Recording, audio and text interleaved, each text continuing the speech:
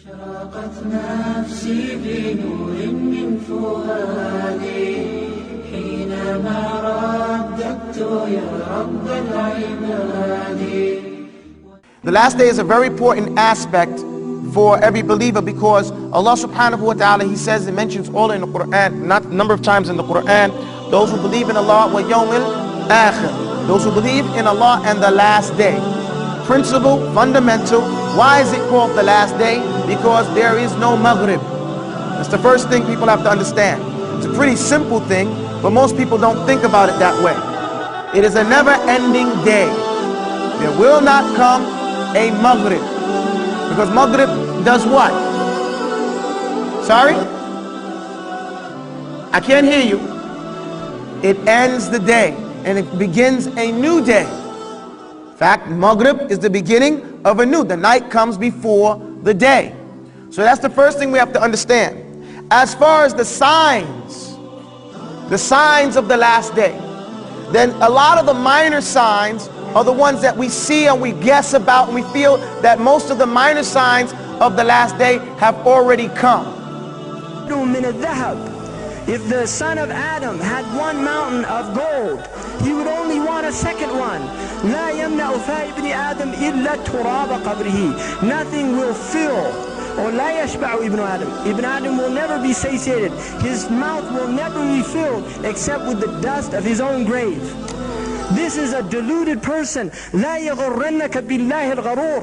Don't let the deluder delude you. Don't let the deluder delude you. Don't let him think that this dunya is what is important. The message of Islam is the Akhira is important, because you are muqbilun ala al-Akhira, mudbirun ala dunya. We are heading towards the Akhira. We are heading away from the dunya. The Akhira in Arabic is called Ajila because it only is realized through the ajal. Everybody has an appointed ajal. And the reminders from your Lord come in many different ways. You could see something in the street happening, and that's a reminder for you from your Lord. You could see a car accident. You could see an old person in the street or a young person being born into the world, and that's a reminder for you. These are the days that Allah tricks them, turns them back and forth. He gives us these vicissitudes of life. One day we live, one day we die. One day we celebrate life. One day we celebrate and commemorate death or a life. And we never know when it's going to be us or someone dear to us. The people's account, your account, is getting closer and closer. What do you think is going on when we start going gray? I mean, that's a major sign. And most of us here are going gray. We have some gray. How long do you think you're going to live? What do we as the Muslims believe? And what does our belief make us do? Because what we're talking about here is general. Everybody wants a quick fix. There is no quick fix in Islam. The confusion or the difficulty of Islam is in its simplicity. Lahiyatan qulubuhum.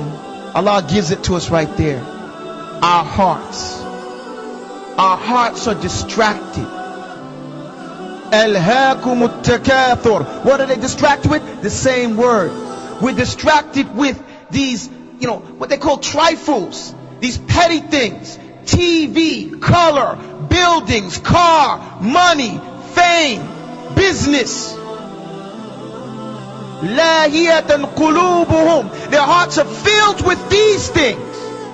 And so this is why we're not paying attention to the details of life.